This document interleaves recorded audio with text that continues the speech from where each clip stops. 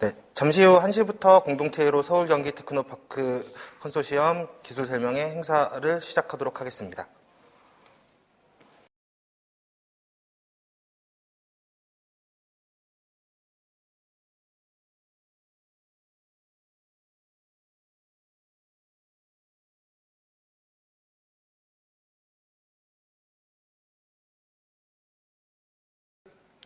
네, 안녕하십니까. 공동체로 서울 경기 테크노파크 기술 설명회 행사에 사회를 맡게 된 SIP의 홍유성입니다.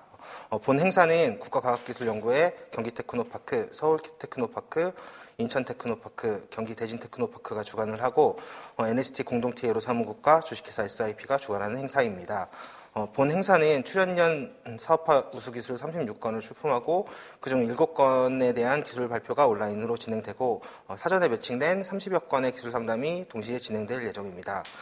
우선 서울 테크노파크에서 기술거래 촉진 네트워크 사업에 대해서 소개해 주시도록 하겠습니다.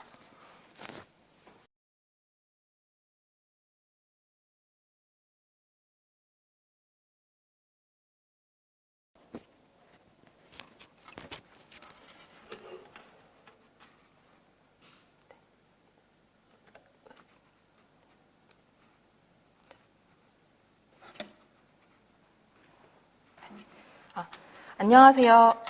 서울 테크노파크 박진영입니다.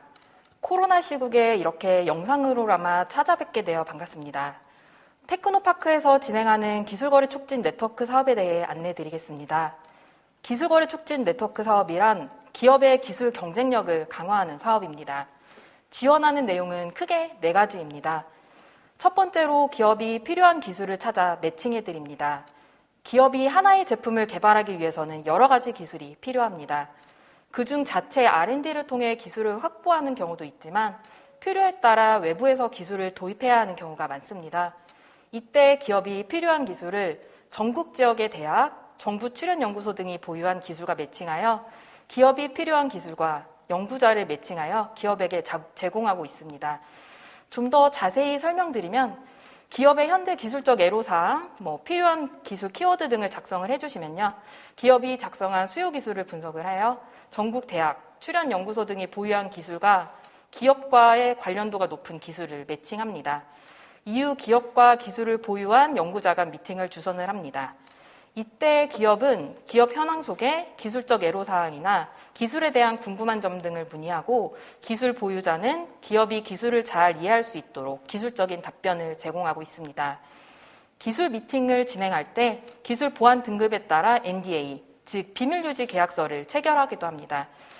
두 번째로는 서울 테크노파크는 기술거래 기관으로서 기업이 기술 이전을 계약을 잘 맺으실 수 있도록 기술 이전 조건 협상을 지원하고 있습니다.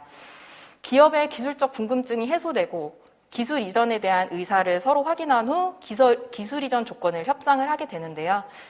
특허, 실용신안, 노하우 등 기술 이전 형태, 계약 기간, 도입 기술 비용을 어떤 식으로 지급할 건지 기술료 수취 방법 등을 이제 기업 입장에서 검토하여 피드백을 드리고 있습니다.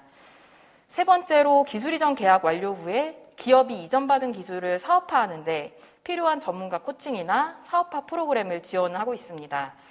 도입하고자 하는 기술을 기업에 잘 적용하기 위해 도와주는 전문가 코칭, 컨설팅 외에도 시제품 제작이나 마케팅 제작 등을 지원하고 있습니다. 지원 프로그램은 각 지역 테크노파크마다 조금씩 다르기 때문에 공고문을 검토해 주시기 바랍니다. 마지막으로 국내뿐만 아니라 글로벌 진출을 희망하는 기술 기반 기업을 발굴해서 글로벌 상담회나 글로벌 기술 이전 사업화 활동을 지원하고 있는데요. 국내외 기술 기반 유망 기업에 하나여 이제 테크노파크 아니면 유관기관에서 진행하는 기업 지원 사업을 연계하고 있습니다. 이상으로 4가지 지원하는 프로그램에 대해 간단하게 말씀드렸습니다. 관련 사업에 대해 궁금한 점이 있으시면 실시간 채팅방이나 각 지역 테크노파크 홈페이지에 문의 남겨주시면 답변 드리겠습니다. 이상으로 기술거래 촉진 네트워크 사업에 대한 발표를 마치겠습니다. 감사합니다.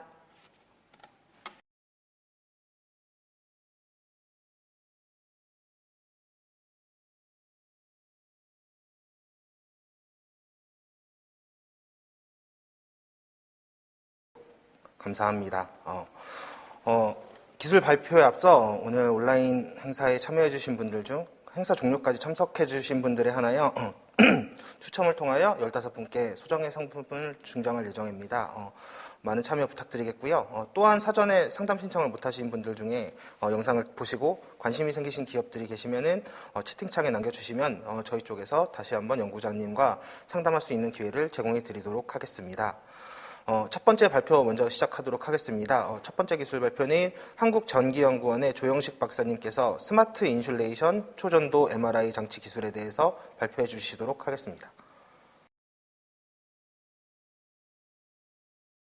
반갑습니다. 한국전기연구원의 책임연구원 조영식입니다. 오늘 제가 소개해 드릴 내용은 저희가 오랜 시간 동안 개발해온 스마트 인슐레이션 초전도 전자석 기술에 대한 것입니다. 초전도 기술에 대해서 처음 듣는 분도 많이 있을 것 같은데, 초전도 전자석 기술은 오랜 시간 동안 미국 등 많은 국가에서 연구해온 기술입니다. 그 이유는 초전도 전자석 기술이 기존에 비해서 매우 작고 강한 전자석을 이용할 수 있다라는 기대 때문이었습니다. 초전도 전자석 기술은 크게 보면 딱 두 가지의 특징이 있습니다. 첫 번째가 초전도 선을 사용한다. 기존에 있는 전기 도체와 다른 것이죠. 두 번째는 기존과 달리 극존의 온도를 필요로 한다. 이 두 가지입니다. 초전도 선에 대한 연구도 아주 많은 나라에서 다양한 선을 개발해 왔고요. 극존이라는 것은 최근에 많이 이슈화되고 있는 것처럼 액체 수소의 온도라든지 액체 헬륨, 그리고 저희가 집중적으로 좀 검토하고 있는 것은 액체 질소의 온도, 영하 200도 정도 됩니다. 그 정도 온도에서 사용하는 초전도 전자석 기술을 연구하고 있습니다. 다시 말씀드리지만 초전도 전자석 기술은 아직 많은 분야에 상대하고 있지는 않지만 미국을 비롯해서 많은 국가에서 초전도 전자석을 상용화하기 위한 연구를 오랫동안 해왔습니다. 이유는 기존에 비해서 월등한 성능을 내는 새로운 시스템이 가능하다라는 기대 때문이었습니다. 그런데 이렇게 많은 국가와 기관에서 연구해왔는데 불구하고 아마도 초전도 장치에 대해서 주변에서 본 기억은 별로 없을 것 같습니다. 그 이유가 간단한 것이 많은 연구자들이 연구했지만 실제로는 실패한 일이 되게 많습니다. 이유가 아주 큰 전류를 쓴다는 것은 본질적으로 큰 발열이 될 수 있는 조건이 되는 것이죠. 그래서 초전도 전자석을 연구하는 과정에서 많은 연구의 결과들이 안정적으로 운전하지 못하고 결론적으로 타버리는 경우가 발생하게 됐습니다. 그 이유는 잘 아시겠지만 그림에서 보는 바와 같이 턴수와 줄리엣 곱에 의해서 우리가 원하는 전자석의 출력을 만들어내는데요.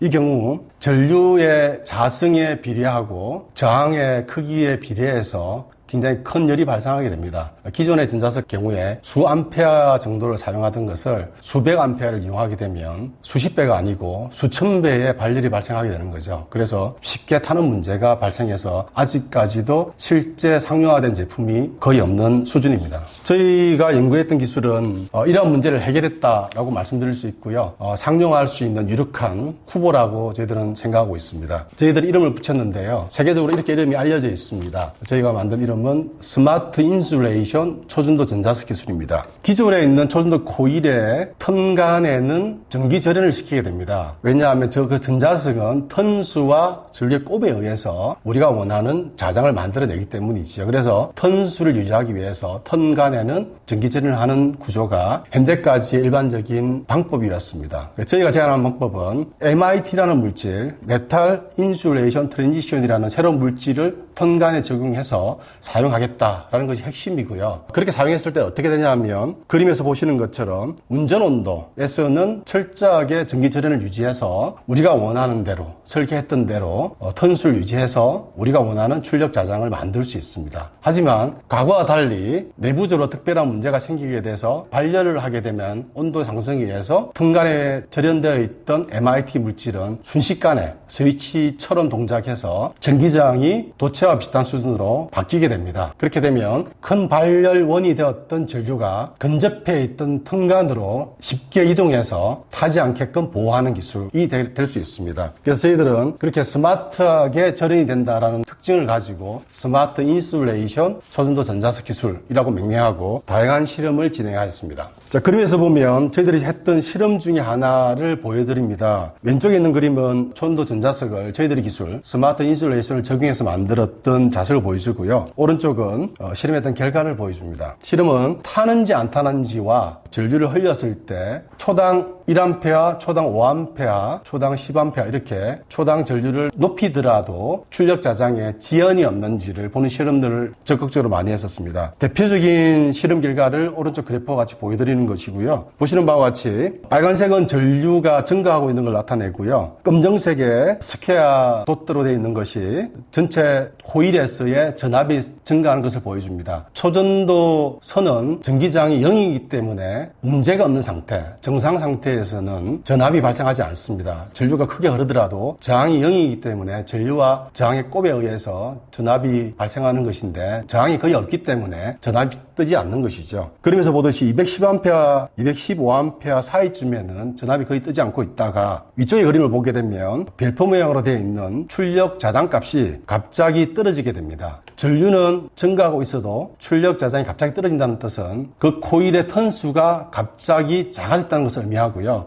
이것은 앞서 설명드린 바와 같이 턴과 턴 간에 있던 절연 물질, 저희들이 사용하고 있는 물질은 V2O3라는 산화바나듐 물질입니다. 그 물질이 특성상 온도가 올라가게 되면 스위치처럼 동작하는 특성이 비저항, 즉 전기 전도도가 급격하게 줄어드는 특징에 의해서 갑자기 턴수가 작아지는 현상이 발생한 것이지요. 그래서 이 코일의 전류가 계속 증가하고 있어도 턴수가 줄기 때문에 그림에서 보시는 것처럼 별표에 있는 출력 자장은 줄어들고 있고요. 전류는 증가하고 있더라도 출력 자장은 줄어들고 있고 검은색의 전압은 뜨고 있는 상태입니다. 그래서 저희들 설정한 값, 그래프에 보면 컷오프 커런트라고 되어 있는 것이 저희들은 20% 정도 자장이 줄게 되면 전원 스위치를 끄세요라고 명령을 내리게 됩니다. 그렇게 되면 보시는 것 같이 이전 단계에서의 출력 자장 값에 20% 줄어들게 되면 전원을 차단해서 이 전자석이 흐르는 전원을 차단하게 돼서 이 코일을 안전하게 보호할 수 있다. 이런 뜻이고요. 그림의 왼쪽 밑에 보면 테이블이 있습니다. 보시는 바와 같이 그런 컷오프 커런트를 20%, 30%, 40% 이렇게 여러 가지로 변화시켜서 각각에 대해서 5번씩 실험을 했을 때에도 반복적으로 스마트 인슐레이션을 적용한 촌도전자석을 타지 않고 보호해서 실험할 수 있다는 것을 보여줍니다. 실제로 보여드렸던 것보다 훨씬 많은 다양한 실험을 진행해 봤고요. 대표적으로 3가지 경우, 각각의 경우에 있어서 5번 이상 실험했던 결과를 보여줍니다. 이것은 사실 세계적으로 굉장히 많은 관심을 일으켰던 실험 결과이고요. 저희 분야에서 대표적인 세계적 석학들도 이 기술은 촌도전자석을 상용화할 수 있는 유력한 후보가 될 수 있다고 지적을 했었고요. 본 자료에 포함시키지 않았지만 로렌스 버클리라든지 몇 개 기관에서도 저희 논문을 인용해서 스마트 인슐레이션 기술에 대한, 물론 저희와 다른 각도지만 촌도전자석 적용에 대한 다양한 논문이 나오고 있습니다. 그리고 저희 분야에서 대표적인 저널 중에 하나, 슈퍼컨덕터 위크라는 전문 저널에서도 저희가 만든 기술에 대해서 발의해서 다루고 있고, 최근에는 저희 분야에서 스마트 인슐레이션 촌도전자석 기술에 대한 다양한 각도에서의 연구가 진행되고 있습니다. 저희는 우선 이 기술을 어디에 적용할까라는 고민 중에서 먼저 MRI 장치에 적용했을 경우에 어떻게 되는지를 검토해 보게 됐습니다. MRI는 특히 여러분들이 잘 아시는 바와 같이 실제 촌도전자석에 있어서 유일하게 상용화된 기술이다라고 생각하시면 됩니다. 대부분 많은 시도를 했지만 실제 상용화되지 못했습니다. MRI 같은 경우에는 기존의 방식으로는 영상을 얻기가 매우 어렵습니다. 그래서 아주 고가이고 다루기 어려웠지만 초전도 전자석을 이용해서 상용화된 제품입니다. 자, 그림에서 보는 것 같이 MRI의 구조는 얼핏 보면 굉장히 단순해 보이죠. 큰 통 안에 사람이 들어가서 예를 들면 뇌의 사진을 찍는다든지 하는 그런 장치입니다. 이 MRI 장치의 대부분의 부피와 무게를 결정짓는 것은 중간에 보이는 초전도 전자석이 결정하게 됩니다. 이 초전도 전자석은 초전도 선을 권선해서 만들게 되고요. 보시는 것 같이 초전도 선은 이런 구조로 되어 있습니다. 즉 가운데 벌집 모양의 검은색이 실제로 초전도 선입니다. MBTI라는 물질로 만들어져 있고요. 나머지 물질, 노란색으로 보이는 것들은 이 초전도 선을 전기적으로 그리고 기계적으로 보호하기 위해서 붙여놓은 그런 형태이지요. 실제로 우리가 필요로 하는 구조는 MBTI라는 초전도 물질만 있으면 원하는 만큼의 전류를 흘릴 수 있는 장치인데, 우리가 예측하기 힘든 문제에 의해서 쉽게 초전도선이 타게 됩니다. 그래서 많은 연구를 통해서 지금 보시는 것 같은 구조로 실제로 MRI라는 장치에 초전도 전자석은 건선되어서 그 선을 건선해서 만들고 있습니다. 저희들이 생각하는 건 뭐냐면, 저희들 기술을 이용하게 되면 바깥에 있는 이런 많은 양의 구리를 없애더라도 충분히 안정적으로 MRI에 사용할 수 있는 촌도 전자석을 만들 수 있다. 이렇게 생각하고 있고요. 그와 관련된 얘기를 조금 더 자세히 하면 이렇습니다. 그림과 같이 기존에 있는 MRI에 사용되는 촌도선을 왼쪽에 있는 그림과 같이 볼 수 있습니다. 왼쪽에 있는 것은 기존에 있는 인슐레이션을 사용하는 그림이고요. 왼쪽 그림과 오른쪽 그림에 사용되었던 촌도선의 양은 똑같습니다. MBTI 양은 똑같고요. 중간에 있는 구리의 양은 다르죠. 왼쪽에 있는 부분은 촌도선에서 어떤 문제가 발생했을 때 보호하기 위해서 상당히 많은 양의 구리를 사용하게 됩니다. 최근에 보고에 따르면 작게는 면적 비율로 촌도선에 비해서 5배 혹은 7배 정도의 구리의 양을 사용하게 되고요. 저희들이 제안하는 기술로 했을 경우에는 오른쪽 그림과 같이 기계적으로 안전하게 보호할 수 있는 수준의 작은 양의 구리를 사용하더라도 문제 없을 거로 기대하고 있습니다. 그럼 이렇게 스마트 인슐레이션 기술을 사용했을 때 실제로 MRI에서 어떤 변화가 있을지에 대해서 검토해 봤습니다. 그림에 보는 것은 특정 MRI 회사에서 만들었던 설계 도면을 참고해서 저희들이 어느 정도 보수적으로 봤을 때 저희 기술을 적용하면 어떻게 변할까라는 것을 시뮬레이션을 통해서 도식화해 본 결과입니다. 보시는 바와 같이 왼쪽에 있는 것은 기존의 방식으로 전기 절연되어 있는 좋은 촌도선을 코일로 만든 MRI 장치의 모양이고요.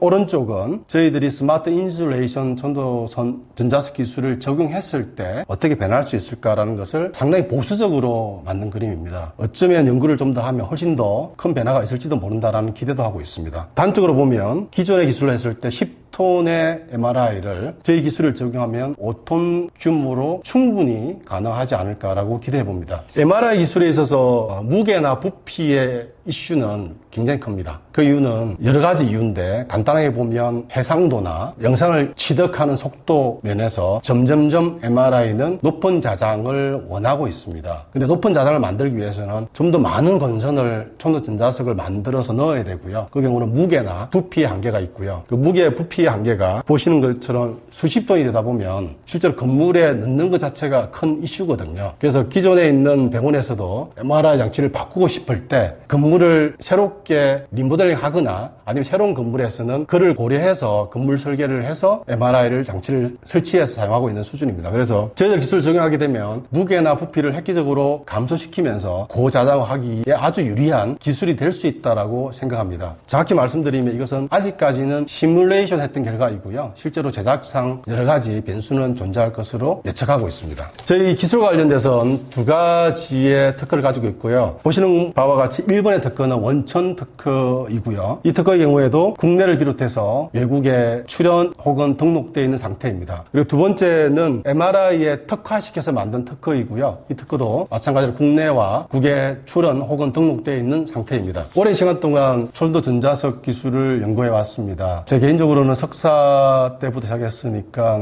시간으로 보더라도 거진 30년 정도 된 것 같습니다. 아직까지는 상용할 수 있는 강력한 후보라고 믿고 있는 수준이지만 관심 있는 기업과 같이 그 다음 단계 연구를 한다면 어쩌면 획기적인 상용할 수 있는 제품을 개발할 수 있다고 믿고 있습니다. 관심 있는 분들의 많은 연락을 부탁드리겠습니다. 감사합니다.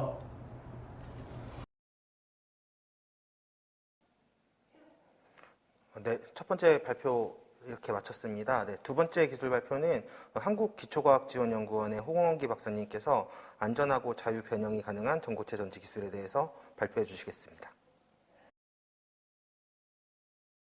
안녕하세요. 저는 한국기초과학지원연구원에서 근무하는 홍원기 연구원입니다. 저는 오늘 차세대 전지 게임 체인저, 안전하고 자유 변형이 가능한 전고체 전지에 대해서 저희 과제 책임자이신 김혜진 박사님을 대신하여 설명을 드리도록 하겠습니다. 이번에 저희가 개발한 전고체 전지 기술은 다수의 언론에서 보도되면서 사회적으로 큰 반향을 일으킨 바 있습니다. 우선은 짧게 보도된 동영상을 보시고 설명을 이어가도록 하겠습니다. 현재 대부분의 전자제품에 사용되고 있는 리튬 이온 배터리는 변형이나 충격에 취약해 폭발 사고가 발생하기도 하는데요.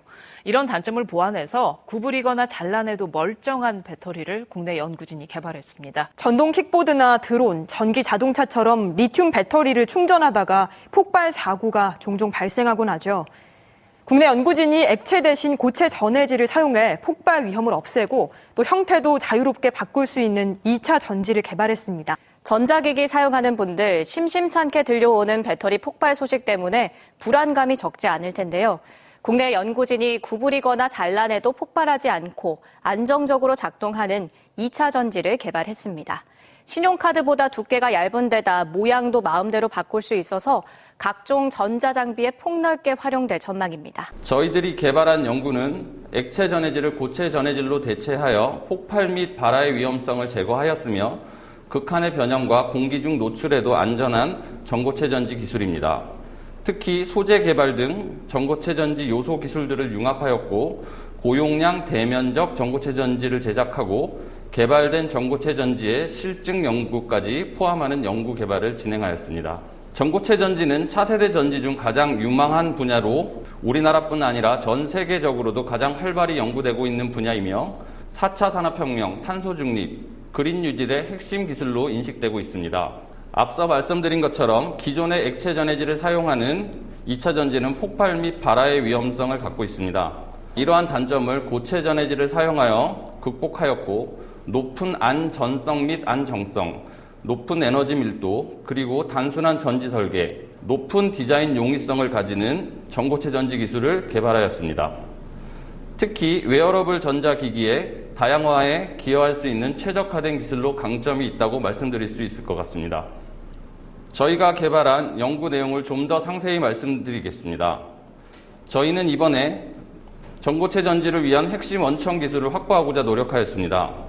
탄소 이중 코팅 기술이 적용된 고용량 양극 활물질, 탄소 접합 구조의 고용량 응급 활물질, 액체 전해질을 대체할 수 있는 높은 이온 전도도의 직접 가교형 전고상 고분자 전해질, 금속 나노다공성 고분자 복합 플렉서블 집전체를 실시간 분석 기술을 이용한 전고체 전지 소재 최적화 기술을 이용하여 개발하였고, 이렇게 개발된 기술들을 적층 기술과 양변 코팅 기술을 적용하여 고용량의 자유 변형이 가능한 전고체 전지로 개발하였습니다.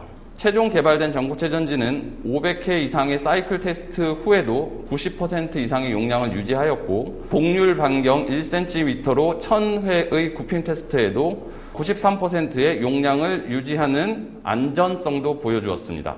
저희가 이번에 개발한 전고체 전지의 개발 내용은 저희가 자체 제작한 영상을 통해서 다시 한번 설명드리도록 하겠습니다. 구겨도 잘라도 배터리 성능 오케이. 자유변형 전고체형 2차 전지. 우리 생활을 편리하게 해주는 많은 전자기기에는 반드시 배터리가 사용됩니다. 액체 전해질을 사용하는 일반적인 배터리는 복합적인 원인으로 폭발 사고가 간혹 발생하여 보다 안전한 전고체형 2차 전지가 차세대 배터리로 주목받고 있습니다. 폭발 위험 없는 안전한 배터리, 전고체형 2차 전지. 대부분의 리튬이온 배터리의 전해질은 이온 전도성을 가진 액체로 이루어져 충전 및 방전 과정에서 리튬이온이 이동하는 경로 역할을 합니다. 과도한 온도 증가나 외부 충격으로 액체 전해질이 분해되면서 가연성 가스가 발생하면 전극 소재와 반응하면서 폭발할 위험이 있습니다. 이를 막기 위해 전압 안정 유지 장치, 냉각 장치 등 각종 안전 장치가 장착되어 있지만 배터리 무게를 증가시켜 활용성을 저하시킵니다. 반면 전고체형 2차 전지는 액체 전해질과 같은 역할을 하지만 안전한 고체 전해질을 사용하여 외부 충격이나 온도 변화의 영향을 받지 않습니다. 그런 만큼 무게를 차지하는 별도의 안전장치가 필요 없어 배터리 경량화가 가능해졌습니다. 한국기초과학지원연구원은 상용화에 근접한 전고체형 2차 전지를 개발하여 초기 단계에 머물러 있는 국내외 연구개발 수준을 한 단계 끌어올렸습니다.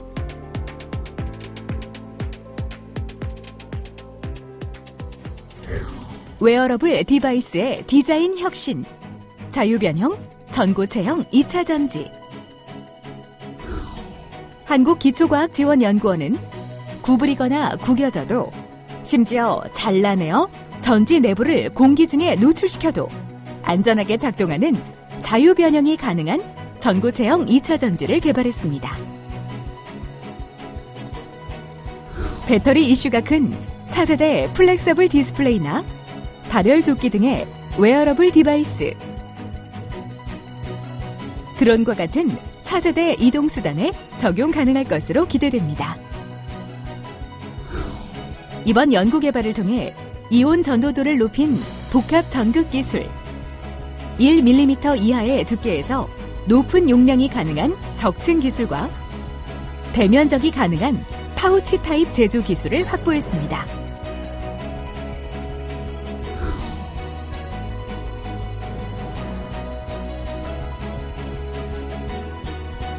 실제 용량 100mAh의 전고체형 2차 전지를 제작하여 500회 충방전 및 1000회 반복적인 굽힘 테스트를 진행한 후에도 90%의 용량을 유지하는 것을 확인했습니다.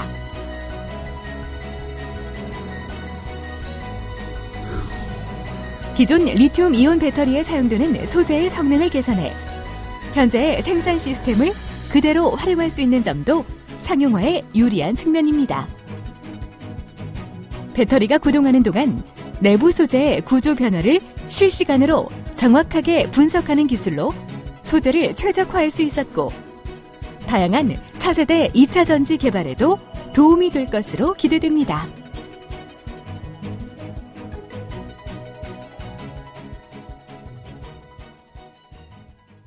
영상에서 보신 것처럼 이번에 저희가 개발한 기술은 구기거나 자르는 등 극한의 변형과 공기 중 노출에도 안전한 세계 최고 수준의 고성능 자유변형 전고체 전지 기술이며 1mm 이하의 두께로 얇게 제작되어 500회 이상의 충방전 및 1000회 이상의 굽힘 테스트에도 90% 이상의 용량을 유지하는 안전하고 안정성 있는 전고체 전지 기술임을 다시 한번 강조하고 싶습니다.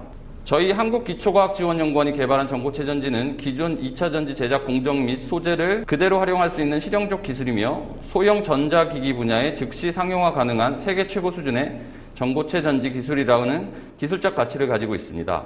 스마트워치, 미니 스마트폰, 손선풍기, 어린이용 장난감, 휴대폰 충전기, 무선 RC카 등에 적용 가능함을 100mAh급 그리고 500mAh급 전고체 전지 실증 연구를 통해 기술적 가치를 증명하였습니다.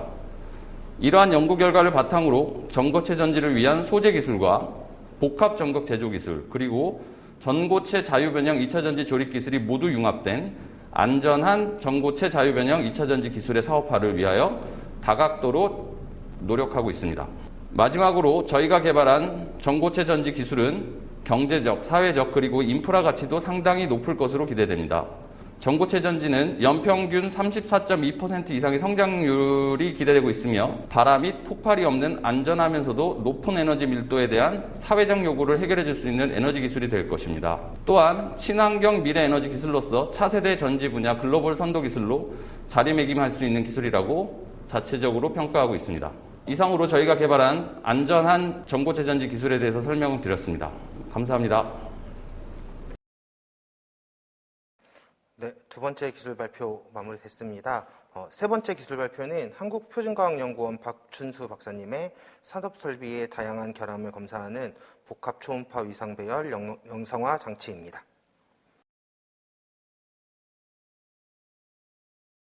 안녕하세요. 한국표준과학연구원 구조안전 모니터링팀의 박춘수입니다. 산업설비의 다양한 결함을 검사하는 복합 초음파 위상배열 영상화 기술에 대해서 설명드리도록 하겠습니다. 산업설비의 다양한 결함이 무엇인지에 대해서 설명드려야 할 것 같습니다. 본 기술은 다양한 산업설비가 있겠지만 비단 이에 국한되지 않고 거대 인프라 구조물, 교량이라든지 원자력 발전소라든지 구조물까지 다 포함해서 적용할 수 있는 기술이 되겠습니다. 이러한 구조물에 결함이 있게 되고 그 결함이 점점 커지게 되면 파손, 붕괴 등과 같은 이상 상황이 발생하게 됩니다. 이러한 상황이 발생하게 되면 경제적 피해뿐만이 아니라 심각한 인명 피해도 발생하게 되는데요. 이를 방지하기 위해서는 구조물에 내재되어 있는 다양한 결함에 대해서 검출하는 것이 필수적입니다. 본 기술에서 얘기하는 다양한 결함이라고 하는 것은 기존의 검사 기법에서 검출할 수 있는 결함뿐만이 아니라 기존의 검사 기법으로 검출이 불가능한 결함까지를 포함하게 됩니다. 검출이 불가능한 결함의 대표적인 예로서는 닫힌 결함을 말을 할 수가 있는데요. 닫힌 결함이라고 하는 것은 결함이 발생했지만 외력의 구조물에 발생하는 외력에 의해서 그 결함이 닫히게 되고 그런 닫힌 결함을 통해서는 초음파가 전파할 수 없기 때문에 초음파 검사 기법으로 검출할 수 없는 한계를 가지게 됩니다. 기존의 초음파 검사법에서는 이렇게 닫혀져 있는 결함에 대해서는 검출할 수가 없고 그렇기 때문에 실제 결함은 크게 발생했지만 검출하지 못하는 경우가 다수 발생하게 됩니다. 본 기술은 복합 초음파라고 하는 기술을 적용을 해서 이렇게 기존 초음파 기법에서는 검출하지 못하는 결함을 검출할 수 있는 기술이 되겠습니다. 복합 초음파라고 하는 것은 두 가지 이상의 초음파를 하나의 센서로 통합해서 기존의 하나의 주파수만 이용하는 기법에 비해서 훨씬 나은 성능, 결함을 검출할 수 있는 나은 성능을 보여주게 되는데요. 기존에는 하나의 주파수를 이용해서 다양한 채널에서 발생되는 신호의 위상차를 적절히 조절하여 영상을 얻게 된다고 하면 이 복합 초음파 위상 배열은 서로 다른 두 개의 주파수 소자가 교대로 배열되어 있는 센서를 이용을 해서 좀 더 다양한 영상을 얻을 수 있게 됩니다. 예를 들어 그림에서 보이는 길이가 긴 소자에서 발생하는 초음파만을 이용해서 기존의 초음파 위상 배열 영상을 얻을 수 있고 또 크기가 작은 다른 주파수의 소자만을 이용을 해서 기존의 초음파 영상을 얻을 수 있습니다. 하지만 이게 교대로 배열되어 있는 복합 초음파 같은 경우에는 길이가 긴 낮은 주파수의 초음파를 발생시키고 수시는 길이가 짧은 파란색의 소자를 이용해서 신호를 받게 되면 비선형 초음파, 즉 다른 주파수의 초음파를 측정할 수 있게 됩니다. 또 반대로 파란색 소자를 이용을 해서 신호를 발생시키고 길이가 긴 하얀색 소자로 받게 되면 또 다른 비선형 영상을 얻을 수 있게 되겠습니다. 이러한 것이 복합 초음파 위상 배열 영상화 기술의 키 포인트가 되겠고요. 이러한 비선형 초음파는 근접한 표면 사이에 발생하는 반데르발스 힘과 균열 첨단이 서로 다른 접촉 조건, 즉 한쪽은 맞닿아 있고 한쪽은 떨어져 있는 조건에 의해서 발생하게 됩니다. 즉 이는 입사시킨 주파수와는 다른 주파수가 발생하게 되고 이것이 바로 비선형 초음파가 되겠습니다. 이 기술을 이용을 해서 기존의 초음파 위상 배열 영상과 어떻게 다른 결과를 나타내는지 말씀드리겠습니다. 기존 기법에서는 검출되지 않는 결함 검출이 되겠는데요. 왼쪽 위에 보이는 사진 같은 경우에는 피로균열이 발생한 시편을 보여드리고 있습니다. 그리고 그 옆에는 선형 영상 기법을 이용해서 얻어진 영상화 결과를 보여드리고 있는데요. 이 결과를 아래에 시편과 오버랩하여 나타내었습니다. 아래 왼쪽에는 기존 위상배열 검사 기법을 이용해서 얻어진 결과를 나타내고 아래 오른쪽에는 복합 초음파 위상배열 영상화 기법을 이용해서 얻어진 결과가 되겠습니다. 왼쪽과 오른쪽을 비교해 보면 확연히 그 결함의 위치가 차이가 나는 것을 볼 수가 있는데요. 왼쪽 편 같은 경우에는 시편의 노치와 그 상부에 약한 형태의 결함이 존재하는 것을 보여주고 있습니다. 여기까지가 바로 열린 균열이 될 것 같고요.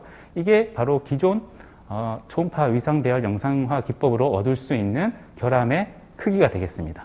하지만 이를 복합 초음파 이미지 기법을 이용을 하게 되면 그것보다 좀 더 상단의 결함의 위치가 나타나는 것을 볼 수가 있고요. 이는 기존의 기법에서는 찾을 수 없는 결함을 찾은 결과가 되겠습니다. 그리고 오른쪽 상단에는 이렇게 복합 초음파를 얻기 위해서 초음파 집속 기법을 사용하게 되는데 초음파 집속 기법이 어떻게 나타나는지를 파동이 전파하는 형태로 보여줌으로 인해서 우리가 집속하고자 하는 붉은색 지점에 정확하게 집속이 되는 것을 확인할 수 있습니다. 실제 그렇게 존재하는지를 확인하기 위해서 시편을 절단을 하여 확인을 하였고 왼쪽 편에 반달 모양의 중간 지점에 있는 형태가 바로 결함이 발생한 형태가 되겠습니다.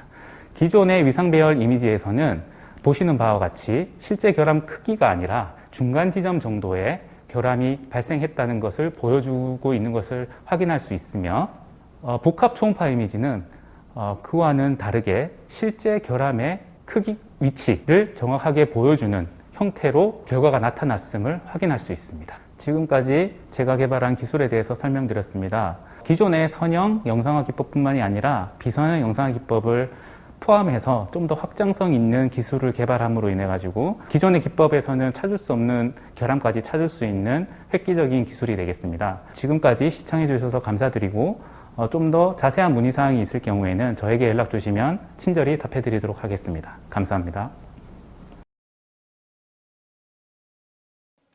네, 세 번째 발표 영상 잘 봤습니다. 네, 네 번째 기술 발표는 한국원자력연구원의 임재청 박사님의 활동성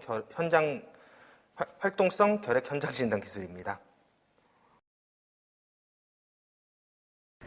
안녕하세요. 한국원자력연구원 임재청입니다. 영화 기생충에 보면 조여정이 이런 말을 합니다. 요즘도 결핵 있는 사람이 있어요? 있습니다. 결핵은 아프리카와 같이 후진국에서 유행하는 전염병으로 알고 있지만 한국에서도 심각한 상황입니다. 오늘 소개해드릴 기술은 활동성 결핵 신속 진단 기술입니다. 한국, 북한을 통틀어 한반도에서 이 결핵 문제는 매우 심각한 상황입니다. 몇 개의 스크랩한 기사 제목을 보시면 다음과 같습니다. 한국 결핵 발생률 사망률 여전히 OECD 1위, 매일 환자 65명씩 쏟아졌다. 후진국병 결핵 여전히 창궐, 한국인 3명 중 1명 몸속에 결핵균 보유, 작년 신규 결핵 환자 26,433명, 2명 중 1명은 노인. 먼저 한국은 OECD 회원국 중 부동의 1위인 결핵 후진국으로서 매년 2,000여 명이 사망하고 있습니다. 특히 65세 이상 노인층의 50%가 감염 상태로 고령화 시대의 문제가 되고 있습니다.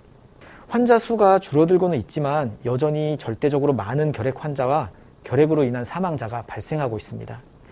4차 산업 시대를 준비하는 시점에서 후진국병인 결핵으로 인해 국가 브랜드가 훼손되고 있습니다.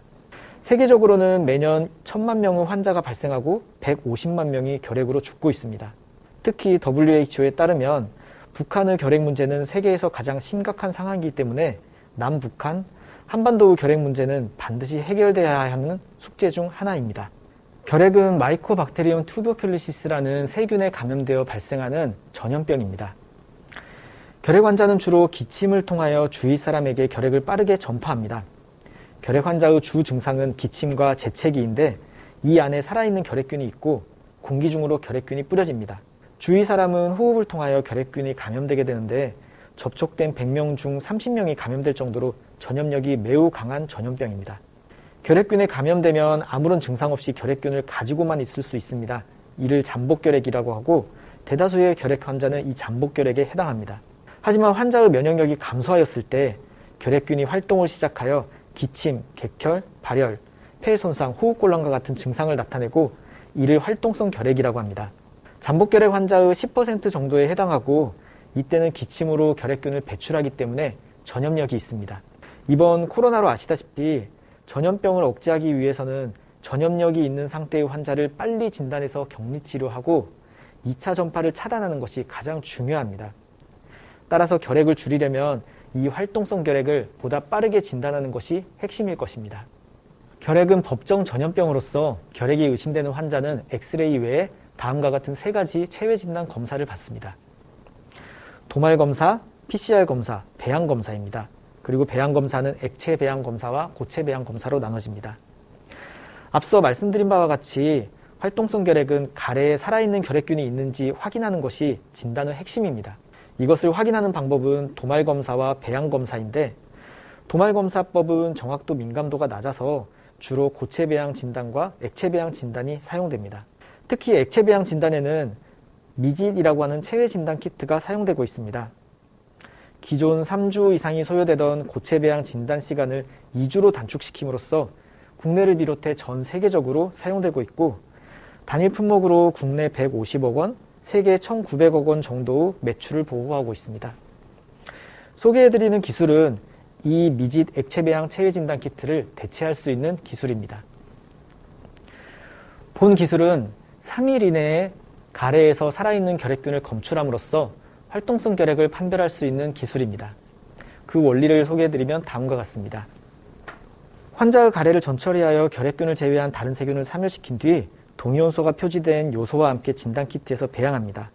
결핵균은 이 요소를 대사해서 동위원소로 치환된 이산화탄소를 배출하게 되고 이 특이적인 이산화탄소 양을 측정함으로써 살아있는 결핵균이 있는지 알 수 있습니다.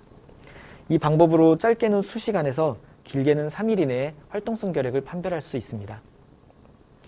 개발 기술은 앞서 말씀드린 미지 체외 진단 키트보다 80% 빠르게 활동성 결핵을 진단할 수 있는 특징이 있습니다. 정리해서 본 기술의 차별성을 말씀드리면 다음과 같습니다. 현재 활동성 결핵의 진단에는 도말검사, 고체배지 배양법, 액체배지 배양법이 사용되고 있으며 진단 효율이 낮은 도말검사를 제외하고 기존 2주에서 8주까지 소요되는 활동성 결핵 진단 기술의 한계를 극복하여 수시간에서 최대 3일 이내에 활동성 결핵을 판별할 수 있는 기술입니다. 전염성이 있는 활동성 결핵 환자를 보다 신속하게 진단함으로써 2차 감염을 통한 지역사회 전파를 줄일 수 있고 더 나아가 국내의 결핵 문제를 해결하는 데 기여할 수 있을 것입니다. 본 기술은 활동성 결핵 체외 진단 키트 개발에 활용할 수 있습니다. 앞서 말씀드린 기술적 차별성을 바탕으로 기존 미지 시장을 대체하는 것을 목표로 할 수가 있습니다. 환자에게는 전염력이 높은 결핵이 있는지 없는지 보다 빠르게 알릴 수가 있고 병원에서는 보다 확실한 격리 치료의 근거와 더불어 치료 모니터링에 활용할 수가 있습니다. 또한 국가적으로는 전량 수입에 의존하고 있는 체외 진단 키트를 국산 제품으로 대체할 수 있는 효과가 있습니다. 국내에서 효과가 검증된 후에는 WHO 파인드 지원을 통해 수출을 추진할 수가 있습니다. 2020년 코로나가 발병한 이후로 총 2,300명이 사망해서 연간 1,500명 정도가 사망하고 있습니다. 하지만 결핵은 매년 이와 같은 사망자를 기록하고 있습니다. 위드 코로나, 코로나 치료제 등 많은 얘기가 나오고 있는데 코로나로 인해 전염병에 대한 사람들의 인식 수준이 높아졌고 코로나가 정리된 후에는 또 다른 전염병을 해결하는 데 관심이 모아질 것이라고 생각합니다. 감사합니다. 네, 지금까지 총 4개의 기술 발표 영상을 보셨습니다. 저희가 사전에 공지드린 바와 같이 행사 종료까지 참석하신 분들 중에 추첨을 통해서 소정의 상품을 증정하니 참고 부탁드리겠습니다. 그리고 지금 현재 채팅창에 공지드린 바와 같이 제 이메일이 있으니 혹시 관심 있는 기술이나 문의사항 있으시면 메일로 연락 주시기 바랍니다. 일단은 저희가 예상보다는 조금 일정이 빨리 진행되고 있는데요. 우선은 2시 10분까지 잠시 휴식 후에 나머지 3개 기술 스트리밍 하도록 하겠습니다.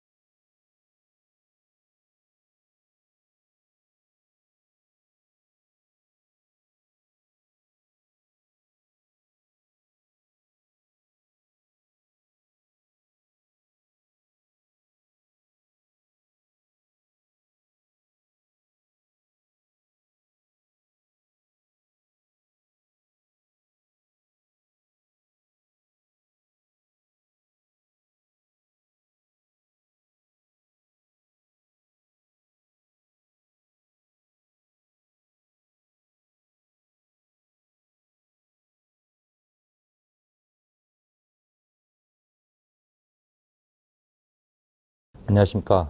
저는 한국화학연구원에서 테플라스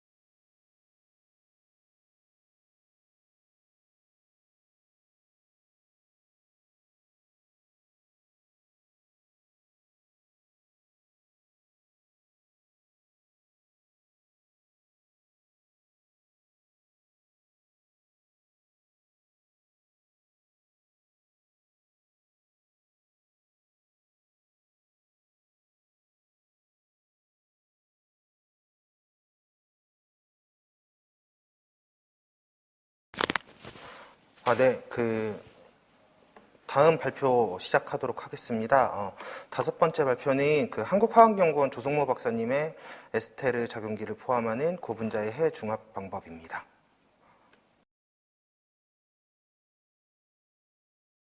안녕하십니까. 저는 한국화학연구원에서 폐플라스틱의 화학적 재활용에 관한 연구를 수행하고 있는 조정모입니다. 잘 아시는 것처럼 플라스틱은 현대 인류 삶에 있어서 편리함을 넘어 없어서는 안 될 일상생활의 많은 부분을 차지하게 되었습니다. 사용 후 배출되는 플라스틱은 자연 상태에서 쉽게 분해되지 않아 각종 사회적, 환경적 문제를 일으키고 있으며 플라스틱의 사용과 처리는 인류가 해야 할 가장 심각한 문제가 되었습니다. 각종 언론을 통해 잘 알려진 것처럼 2017년 말 중국이 서방국가의 폐플라스틱 수입을 금지하면서 폐플라스틱 문제가 글로벌 이슈로 등장하기에 이르렀습니다. 중국발 폐플라스틱 대란으로 갈 곳을 잃은 많은 양의 폐플라스틱들이 국내로 유입되면서 이듬해 초에는 폐플라스틱의 총 수입량이 총 수출량을 역전하여 폐플라스틱의 순수입국이 되었고, 같은 해 하반기에는 폐플라스틱의 불법 수출에 대한 이슈가 제기되면서 국제적인 마찰 또한 발생하기도 하였습니다. 이에 따라 개발도상국을 중심으로 한 여러 국가에서 유해성 폐기물 이동을 금지하는 것을 골자로 하는 바젤 협약의 개정에 대한 요구가 높아졌습니다. 폐플라스틱을 유해성 폐기물에 포함시키도록 하는 개정된 바젤 협약이 2021년 본격적으로 시행됨에 따라 플라스틱은 더 이상 지역적이거나 특정 국가의 단순한 일시적 문제가 아닌 각 국가의 환경, 무역, 경제에 지대한 영향을 줄 수 있을 만큼 각 나라가 적극적으로 해결해야 하는 새로운 국면으로 접어들게 되었습니다. 자연에 버려진 폐플라스틱이 국민의 삶과 먹거리까지 위협하고 이에 대한 해결책이 마땅하지 않아 이를 효과적으로 처리하거나 재활용하는 것에 대한 관심이 크게 높아지고 있는 상황입니다. 국가 간 이동이 금지되고 국내 환경 문제가 점차 심각해질 것으로 예상됨에 따라 정부에서도 폐플라스틱 사용량을 감축하거나 재활용이 어려운 플라스틱의 사용량을 줄이는 등 여러 대책을 제시하였습니다. 특히 2025년까지 페트병 제조에 고급 재생 원료 사용량을 늘리고 생산되는 제품의 고품질 재생 원료가 활용될 수 있도록 정책을 늘려가는 등 다각적인 노력과 개선 대책이 제시되고 있습니다. 더불어 플라스틱 생산자나 관련 화학기업에서는 지속 성장을 위한 ESG 경영에 대한 관심이 고조됨에 따라 폐플라스틱 자원을 재활용할 수 있는 기술 도입에 대한 적극적인 검토가 이루어지고 있는 상황입니다. 플라스틱 중에는 PET, 즉 에스테르와 결합을 갖고 있는 열 가수성 수지를 말하는데요. 많은 에너지를 사용하지 않아도 화학적 분해를 통해 소재 합성 이전, 원료에 해당하는 단량체 제품으로 완전하게 되돌릴 수 있기 때문에 원료화가 가능하고 이론적으로는 소재의 영구적인 재순환이 가능한 물질에 해당합니다. 배출되는 폐플라스틱 중에서도 분류나 관리가 잘 되는 편이기 때문에 이를 화학적으로 원료화하는 재활용 기술은 폐플라스틱의 순환경제 달성에 가장 근접한 기술로 발전 가능성이 매우 높다고 말할 수 있겠습니다. 그러나 아직까지는 재활용이 어려운 유색 바틀이나 각종 이물질이 혼합된 폐플라스틱 원료의 한계, 재활용 소재에 대한 일반인들의 부정적인 인식, 바틀 투 바틀과 같이 완벽한 자원 재순환을 위해 필요한 고도의 정제 기술 부재 등 여러 가지 많은 한계들이 존재하고 있는 것도 사실입니다.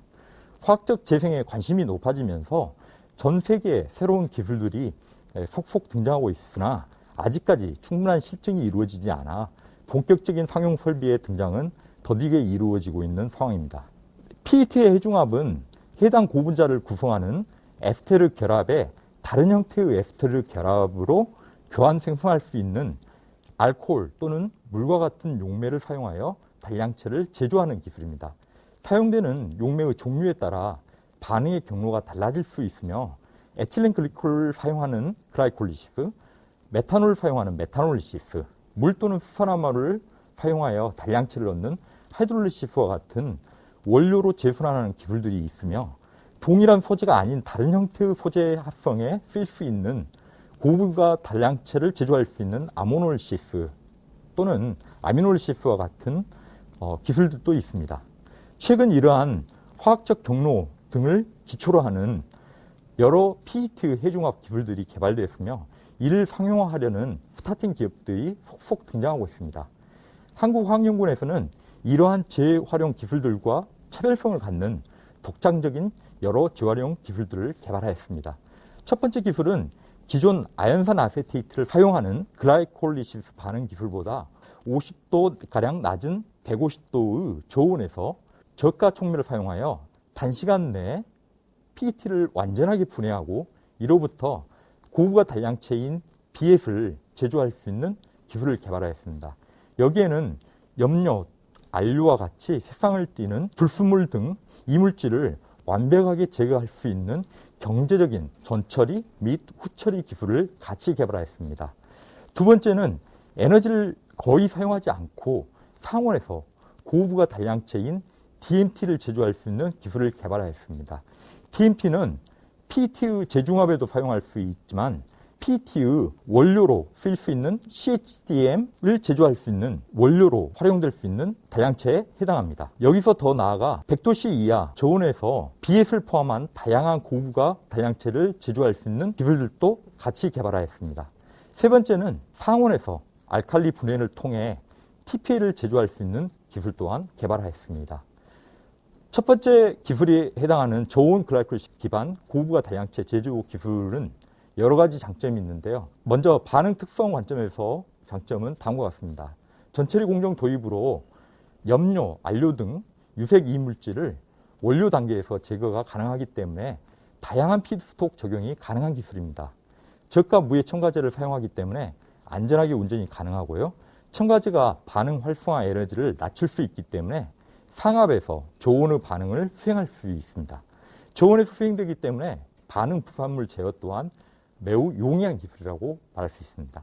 저가 알칼리 금속계 또는 유기 촉매 등이 사용될 수 있어서 물리적 여과만으로 오염물 제거가 가능하고 생산성 향상 또한 이룰 수 있는 기술이라고 할 수 있겠습니다. 다목적 기능에 첨가제가 사용되기 때문에 프로세스 구성 관점에서의 장점도 많습니다. 다목적 기능에 첨가제가 사용되기 때문에 전처리 및 후처리 등 정제 공정의 연계가 용이하고 저온에서 이물질 추출과 저에너지 반응을 유도할 수 있으며 산화제나 흡착제가 불필요하여 운전비 저감을 이룩할 수 있습니다.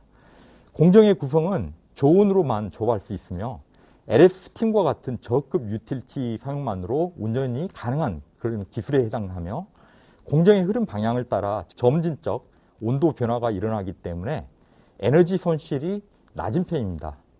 또한 용매 재순환 구용과 기존 인프라 및 설비와 연계하여 운전이 용이한 기술에 해당합니다. 제조된 제품은 금속, 유색 이물질 농도가 ppm 이하 매우 낮은 수준의 고품질의 단량체로 생산이 가능합니다. 두 번째 기술인 저온 메탄올시스 기반 고부가 단량체 제조 기술의 장점을 말씀드리겠습니다. 반응 특성 관점에서는 앞서 글라이콜리시스 기술과 마찬가지로 다양한 피드스톡 적용이 가능하다는 장점에 더하여 상온, 상압에서 운전이 가능한 저에너지 반응 기술입니다. BF를 포함한 여러 유도체 제품을 생산하는 데 있어서 저가의 단일 또는 동일 촉매가 사용되므로 매우 경제적인 기술에 해당합니다. 프로세스 구성 관점에서는 최소의 단위 공정으로 구성이 가능하고 스케일업이 용이한 특성을 갖고 있습니다. 또한 양압 발생이 없기 때문에 저압 설계와 안전한 운전이 가능한 기술입니다. 중간 단량체의 분자 증류가 추가될 수 있어서 제품에 잔여 이물질이 거의 없으며 복잡한 올리고모의 재순환 설계가 불필요하고 물을 사용하지 않으므로 폐수 발생량 또한 거의 없는 기술에 해당합니다.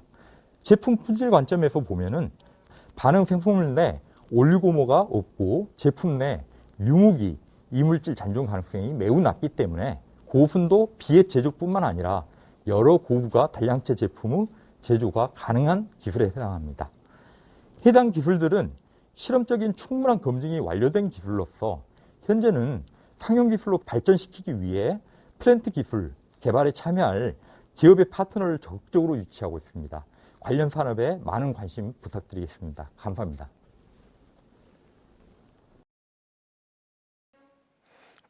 네, 여섯 번째 발표 진행하도록 하겠습니다. 여섯 번째 발표는 한국생산기술연구원 홍성호 박사님의 플렉시블 디스플레이용 스마트 자기치유 유연 코팅 소재입니다.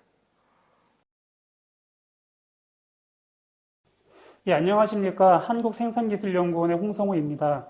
지금부터 차세대 유연 디스플레이에 적용 가능한 자기치유 표면 보호 코팅 소재에 대해서 말씀드리도록 하겠습니다. 화면에서 보시는 것처럼 디스플레이는 플랫에서 시작해가지고 커브드, 밴디드, 그리고 최근에 출시된 폴더블까지 시작해가지고 앞으로 좀 더 시간이 지나면은 롤러블, 스트레쳐블까지 발전될 것이라고 좀 예상을 하고 있습니다. 그런데 디스플레이의 형태에 상관없이 모든 디스플레이가 소재가 가지고 있는 문제점 중에 하나가 바로 뭐가 되냐면은 디스플레이 표면을 얼마나 처음 상태와 똑같이 유지하는 것인가 되겠습니다. 좀 화면에서 보시는 것처럼 일반적으로 저렇게 칼로 디스플레이 표면 손상을 하는 경우는 없겠지만은 스마트폰이나 아니면은 열쇠와 같은 것들 동시에 집어넣었을 적에 오른쪽 하단에서 보시는 것처럼 디스플레이 표면 손상이 나타나게 됩니다. 이렇게 디스플레이에 스크래치가 발생하게 될 경우에는 보시는 것처럼 뭔가 좀 화질이 선명하지가 않고 실제 초기 제품의 수준보다 떨어지기 때문에 많은 소비자들이 될 수 있는 한 오랜 시간 동안 디스플레이 표면 상태를 유지하기를 바라고 있습니다. 이렇게 표면의 스크래치를 보호할 수 있는 방법은 크게 두 가지로 나눌 수가 있습니다.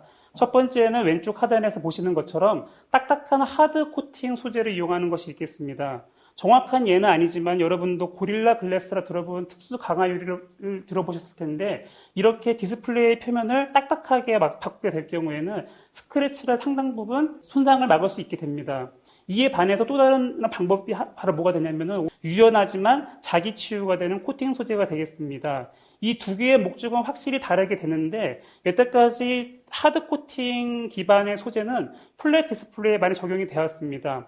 그리고 쭉 발전해서 최근에 폴더블까지 적용을 할 수가 있지만은 좀 더 복잡한 폼팩터를 가지는 디스플레이에 적용을 하게 되면은 그때부터는 하드 코팅 소재가 적용하기 힘들 것이라고 전망하고 있습니다.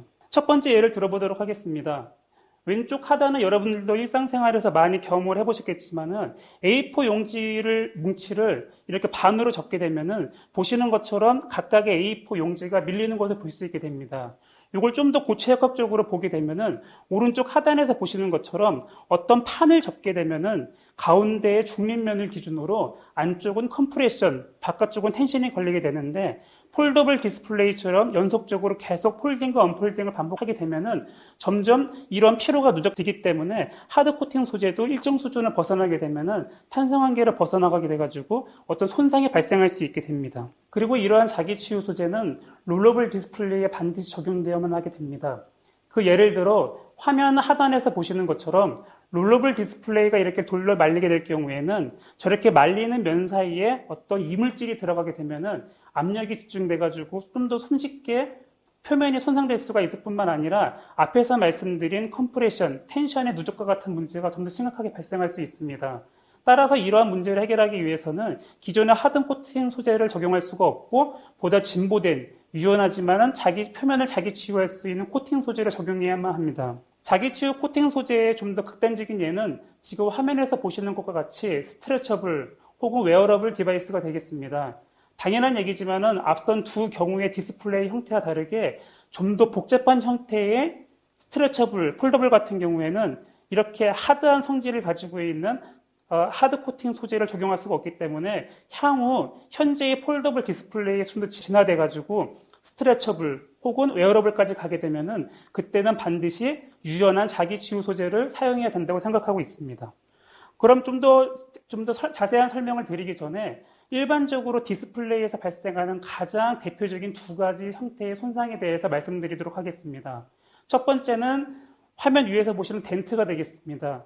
덴트란 눌림에 의한 어떤 형태의 변형이 되겠는데 화면 위에서 보시는 것처럼 어떤 디스플레이 표면에 외력이 가해졌을 적에 그 형태가 변하는 것을 알 수 있습니다.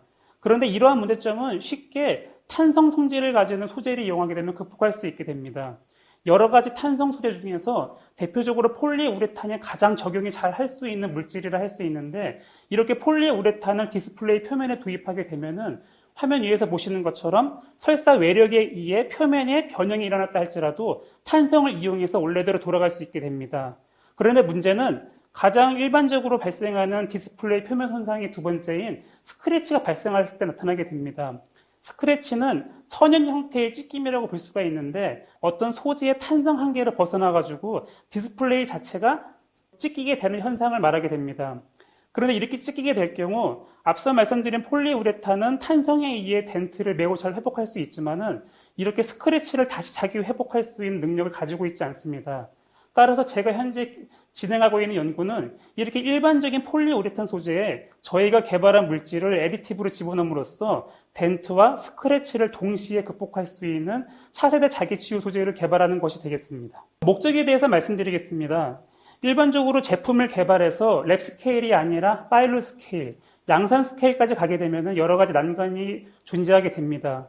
그래서 가장 기업들이 중요시 여기는 것은 기존의 공정을 최대한 해치지 않고 그대로 유지함으로써 제품을 개발하는 것인데 그런 면에서 개발한 소재는 상당히 이점이 있습니다. 저 같은 경우에는 기존 폴리우레탄 소재를 제조하는 반응기에 저희 물질을 소량 첨가제로 집어넣는 형식이기 때문에 기존 공정을 크게 해치지 않고 그대로 적용해서 양산할 수 있다는 장점이 있습니다. 두 번째는 기존 탄성 소재 대비 덴트와 스크래치를 동시에 회복할 수 있는 자기치유 능력을 가지고 있으며 무엇보다 제 연구의 핵심 결과를 할 수 있는데 일반적으로 자기치유 소재는 기계적 강도와 자기치유 성능 간의 트레이드오프가 발생하기 때문에 기계적 성질이 증가하면 자기치유 성능이 떨어지고 자기치유 성질을 올리게 되면 기계적 성질이 떨어지는 트레이드오프가 발생하게 됩니다.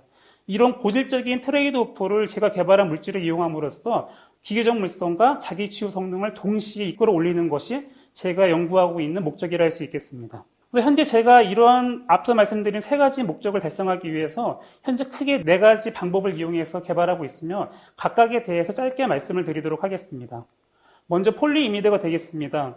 일본의 3대 규제 품목으로 인해 가지고 이제 일반 대중들도 많이 알고 있는 소재라 할 수 있는데 폴리이미드는 화면에서 보시는 것처럼 다이어나이드라이드와 다이아민을 반응시켜서 얻게 되는 엔지니어링 플러스 중에 하나라고 할 수 있겠습니다.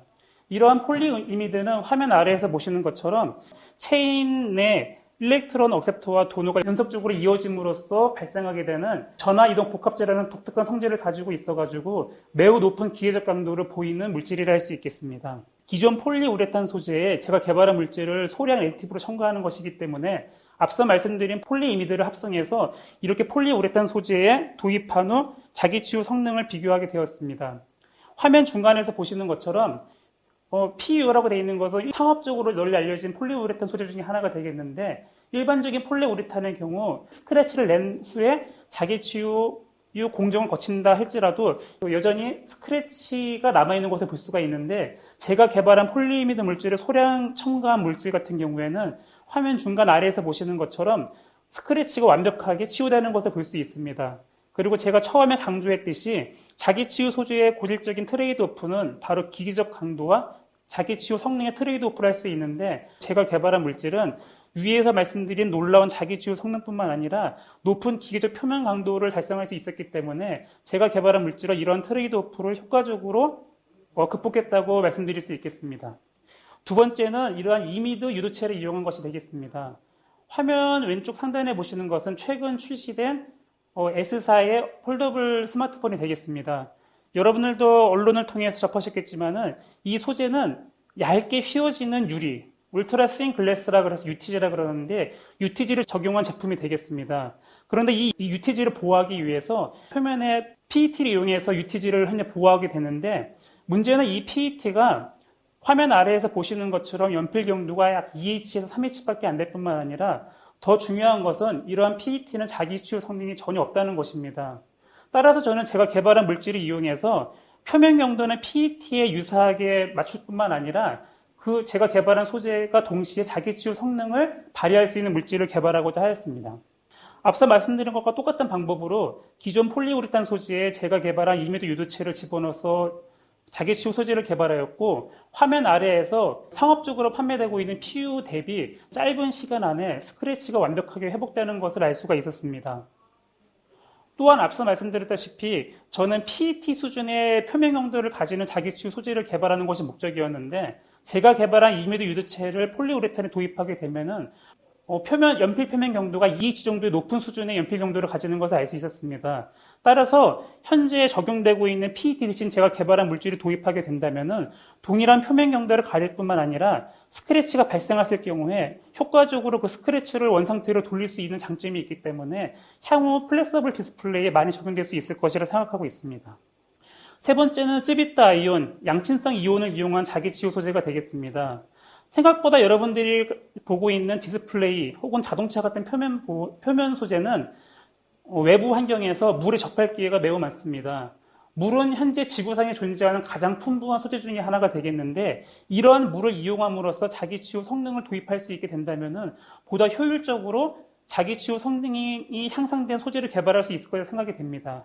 따라서 저는 제가 개발한 쯔비타 아이온 기반의 고분자를 기존 폴리우레탄 소재에 소량 첨가함으로써 새로운 개념의 자기치유 소재를 개발하였습니다.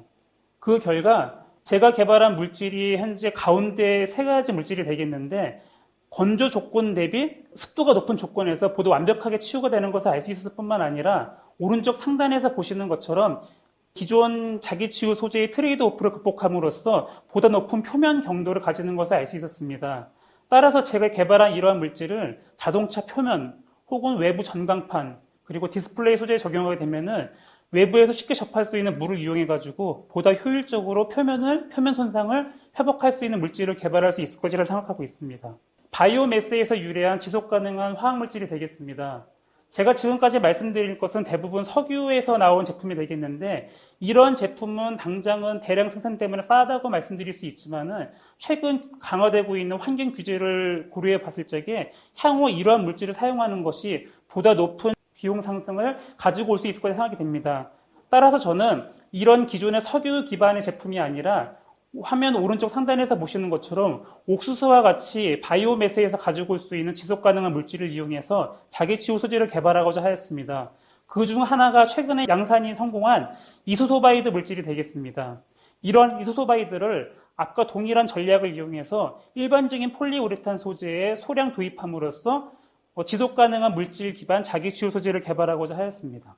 그 결과 화면 왼쪽에서 보시는 것과 같이 맨 위가 일반적인 폴리우레탄 소재가 되겠는데 스크래치가 난 후에도 치유가 잘 되지 않는 것에 비해 가지고 자기치유 효율이 무려 95%에 달할 정도로 높은 자기치유 효율을 가지고 있으며 마찬가지로 기존 자기치유 소재의 트레이드 오프를 극복함으로써 높은 기회적 물성을 가지는 것을 알 수 있었습니다. 따라서 저는 기존 석유 기반 제품뿐만 아니라 이렇게 바이오매스에서 유래한 지속 가능한 물질을 이용을 해도 역시 마찬가지로 뛰어난 성능을 가지는 자기치유 소재를 개발하는 것을 보여드릴 수 있었습니다. 마지막으로 유레아 유도처가 되겠습니다. 일반적으로 유레아는 폴리우레탄보다 높은 수소 결합력을 가지고 있다고 알려져 있습니다. 그래서 많은 사람들이 유레아를 폴리우레탄에 도입하고자 하는데 문제는 유레아를 만들게 되면은 아민 그룹을 써야 되고 아민의 높은 반응성 때문에 가교화된 폴리우레탄 소재에 적용할 경우 화면 왼쪽 상단에서 보시는 것처럼 저렇게 리액터 파울링이 발생하는 것을 알 수가 있습니다. 이에 저는 잠재적 유래한 물질이라는 것을 개발함으로써 높은 수준의 자기치유 성능을 도달했을 뿐만 아니라 고질적인 트레이드 오프를 극복할 수 있었습니다. 또한 제일 중요한 것은 앞서 제가 유레아를 가교용 폴리우레탄에 도입하게 되면은 보관 안정성이 떨어진다고 말씀드렸는데 제가 개발한 잠재성 유레아를 이용한 물질은 2주가 지난 시점에서도 여전히 어떤 리액터 파울링과 같은 어떤 어그리게이션 문제가 없기 때문에 제가 개발한 물질을 이용하게 되면은 보다 수준 높은 자기치유 성능을 가지는 소재를 개발할 뿐만 아니라 보관 안전성을 획기적으로 증가시킬 수 있다는 것을 보여드릴 수 있었습니다. 저는 지금까지 제가 개발한 물질을 기존 폴리우레탄 소재에 도입함으로써 보다 간단한 공정 방법을 이용해서 양산이 가능한 것을 제시할 수 있었습니다. 또한 기존 탄성 소재가 가지지 못하는 덴트와 스크래치를 동시에 회복할 수 있는 새로운 개념의 자기치유 성능을 도입할 수 있었고 무엇보다 기존 자기치유 소재의 트레이드 오프를 극복함으로써 기계적 강도와 자기치유 성능을 동시에 향상시킬 수 있는 방법을 제시할 수 있었습니다. 따라서 이러한 소재를 개발하게 되면은 차세대 디스플레이, 롤러블이나 스트레쳐블 같은 좀 더 보다 복잡한 구조의 디스플레이에 제가 개발한 유연하지만 자기치유가 가능한 코팅 소재를 개발할 수 있을 것이라 생각이 됩니다. 그런데 이런 자기치유 소재는 기반 디스플레이에만 적용되는 것은 아닙니다. 제가 좋아하는 말이 기승전차라는 말이 있는데 모든 소재의 집약체는 자동차로 직결하게 됩니다. 근데 자동차는 디스플레이에 비해 훨씬 고가의 제품이기 때문에 많은 소비자들은 차량의 내외부가 초기 품질 상태가 계속 유지되기를 기대하고 있습니다. 따라서 제가 개발한 이런 물질을 보다 잘 개질해서 적용하게 된다면은 이런 자동차의 내외부의 표면의 초기 품질을 끝까지 오래도록 유지할 수 있을 것이라 생각을 하고 있습니다. 비단 이렇게 디스플레이나 자동차뿐만 아니라 화면 표에서 보시는 것처럼 건축자재, 에너지, 의료용, 그리고 군사용품 등 여러 가지 소재의 자기치유 소재가 현재 널리 활용되고 있고 글로벌 마켓 시장을 보게 되면은 2027년까지 비약적으로 자기치유 성능이 늘어날 수 있기 때문에 제가 개발한 이런 자기치유 소재가 차세대 자기치유 적용 가능한 제품군에 적용될 수 있기를 기대합니다. 이상 발표를 마치겠습니다. 감사합니다. 네, 마지막 발표 진행하도록 하겠습니다. 마지막으로 한국에너지기술연구원 백종복 박사님의 개통연계형 스마트 인버터 기술 보시겠습니다. 안녕하세요. 한국에너지기술연구원 에너지 ICT 융합연구단의 책임연구원 백종복입니다. 오늘 소개해드릴 내용은 스마트 인버터 기술에 관한 것입니다. 그럼 시작하도록 하겠습니다. 발표는 각종 국내외 동향을 포함한 기술의 배경에 대해 먼저 소개를 드린 후 스마트 인버터가 무엇인지 그리고 개발 내용이 어떤 것인지 요약하여 보여드리도록 하겠습니다. 먼저 에너지 동향 및 기술 배경입니다. 우리 사회는 1800년대 산업혁명 이후로 화석연료의 사용이 폭발적으로 급증하고 있으며 이러한 현상이 현재의 기후위기를 초래하고 있습니다. 이러한 문제를 인식하고 이를 해결하고자 전 세계적으로 탄소 중립을 선언하였으며 국내의 경우 최근에 탄소 중립, 녹색성장기본법 제정을 통해 법제화를 시도하였습니다. 즉, 탄소 중립은 선택의 문제가 아니라 생존을 위한 의무 과제가 되고 있습니다. 탄소 중립을 위한 노력 중 하나로 발전 측면에서는 태양광이나 풍력 등과 같은 친환경 재생에너지 비중을 높이고자 하는 시도가 이루어지고 있습니다. EU의 경우 2020년 처음으로 재생전력이 화력 발전을 추월하는 현상이 나타나기 시작하였습니다. 국내의 경우 비중은 아직 낮은 편이나 2020년 12월 제5차 신재생에너지 기본계획 수립을 통해 재생전력 비중을 확대하고자 노력하고 있습니다. 하지만 재생에너지의 증가는 여러 가지 문제를 초래할 수 있습니다. 몇 가지 예로 전력 공급의 불확실성, 변동성 등이 있으며 제주 전력의 경우 수용 한계 초과로 출력 제한이 점차 증가하고 있어 재생에너지 수용 한계 문제를 드러내기도 하였습니다. 그 밖에도 신보령 1호기의 불시 정지와 같은 문제는 주파수를 59.8Hz 이하까지 하락시키면서 전력 품질 및 분산 전원의 연쇄적 탈락으로 심각한 문제를 초래하기도 하였습니다. 이와 같이 신재생 분산 발전 증가로 인한 문제를 해결하기 위해 전 세계적으로 개통 연계 기준을 강화하기 위한 노력이 시도되고 있습니다. 예를 들어 IEEE 1547-2018과 같은 강화된 연계 규정을 이러한 문제를 완화할 수 있는 가이드로 제시하고 있으며 점차 의무화가 요구되고 있습니다. 그 밖에 원격 제어 및 실시간 모니터링을 통한 통합 감지 시스템이 전력 개통 안정화를 가능케 할 대안이 될 것이라고 생각되며 이를 모두 만족하는 기술이 바로 스마트 인버터라고 할 수 있습니다. 실제로 최근 8월에 국가과학기술자문회의에서는 탄소 중립 실현을 위한 개발 투자 중점 기술을 확립하였으며 전기화나 에너지 부분에서는 스마트 인버터 기술을 주요 기술 중 하나로 제시하였습니다. 이는 재생에너지 중심의 전력 사회를 목표로 하는 동시에 이때 발생하는 문제에 대응하기 위한 핵심 기술로 보고 있다는 뜻이기도 합니다. 그럼 스마트 인버터가 무엇인지에 대해 간단하게 말씀드리도록 하겠습니다. 스마트 인버터란 개통 불안정성 해결 및 재생에너지 수용성 향상을 위해 전력망과 동쪽으로 협력하고 자율적인 결정을 내릴 수 있도록 다양한 고급 기능을 지원하는 미래형 인버터라고 할 수 있습니다. 좀 더 좁은 의미로는 IEEE 1547-2018 규정을 준수하는 인버터라고 할 수 있습니다. 이를 위해서는 오른쪽에 보시는 내용과 같이 다양한 정보를 읽어올 수 있고 전압 주파수 지원 기능을 하는 등 고급 기능을 지원하고 상호 운용성을 만족하여야 합니다. 종합적으로 봤을 때 스마트 인버터는 자율 기능과 디지털화를 통한 전력망 안정화, 가상 발전소로 시스템 통합을 위한 근간 기술이라 할 수 있습니다. 저희 스마트 인버터 기술은 DER의 강화된 개통 연계 기준을 만족하며 재생에너지 수용률 향상을 위한 다양한 기능을 포함하고 있으며 아래 그림과 같은 형태의 패키지로 이루어져 있습니다. 기술 내용 및 적용 추로는 스마트 인버터, 상호 운용성, 힐, 시험 환경, 스마트 인버터의 시험 평가를 위한 플랫폼 등으로 활용이 가능할 것으로 예상됩니다. 본 그림은 간단한 환경 및 평가 플랫폼, 그리고 일부 제어 기술에 대한 결과 레시피를 보여주고 있습니다. 저희가 개발한 기술의 특징을 간단하게 요약하면 다음과 같습니다.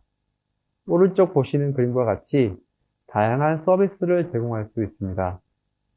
이를 통해 개통 품질 향상, 재생에너지 수용률 증대, 경제성 확보, 개통 연계 규정 만족 및 경쟁력 확보에 효과를 얻을 수 있다고 생각합니다.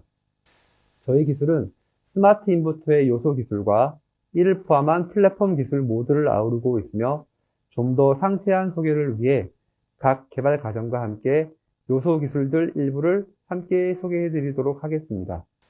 저희는 TRL 7단계 수준으로 스마트 인버터를 개발하고 평가하였으며 설계와 모델링, 구현, 테스트 및 분석, 실제 평가까지 전 과정 기술을 확보하고 있습니다.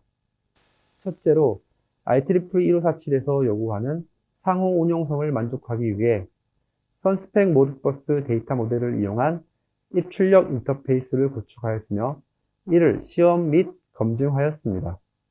각 기능을 위한 개별 및 통합 알고리즘을 모듈 또는 라이브러리 형태로 구축하였으며 모의 기통을 통해 이를 검증하였습니다. 저희는 실시간 시뮬레이션이 가능한 환경을 갖추고 있으며 개발한 알고리즘은 쉽게 검증 및 디버깅 가능하도록 구성하였습니다. 또한 스마트 인버터를 평가할 수 있는 PILS 평가 플랫폼을 구축하였으며 평가를 위한 상위 관리 플랫폼을 파이썬 형태로 개발하였습니다. 실제 제품의 각 기능별 평가에 활용이 가능한 형태로 구성되어 있으며 제품의 시험 및 평가 환경 구축을 필요로 하는 기관에서 활용 가능할 것으로 생각합니다. 끝으로 개발한 스마트 인버터를 몇 가지 시나리오에 따라 테스트한 결과를 보여드리도록 하겠습니다. 예를 들어 엔터 서비스 혹은 라이드 스루 기능이 이네이블 되었을 때 정상적으로 동작함을 확인할 수 있습니다. 제가 오늘 소개해드린 스마트 인버터 기술은 세계 기후변화 대응과 국내 에너지 정책에 발맞춰 전력 개통 품질 향상, 발전 단가 저감, 재생에너지 수용률 향상, 개통사고 대비, 전기요금 단가 저감 등의 효과를 가져올 수 있습니다. 에너지 전환을 성공적으로 달성하기 위해서는 이와 같은 스마트 인버터 기술은 필수적입니다. 안정적이고 경제적인 운영을 위해 발전 사업자에서부터 수용각 측까지 여러 영역에서 다양한 목적으로 혹은 복합적인 목적으로 활용될 수 있을 것입니다. 감사합니다. 네, 지금까지 총 7개의 기술에 대해서 발표를 진행했습니다. 영상 중 궁금하시거나 더 알고 싶은 기술이 있으시면은 채팅창에 공지된 이메일로 문의 주시면은 연락 저희가 다시 드리도록 하겠습니다. 긴 시간 동안 발표 봐주셔서 감사하고 공지 드린 대로 현재 채팅창에 있는 링크에 성함과 연락처 남겨주시면은 추첨을 통해서 소정의 상품을 증정하도록 하겠습니다. 이상으로 공동티에로 서울 경기 테크노파크 컨소시엄 기술 설명회 발표를 마치도록 하겠습니다. 감사합니다.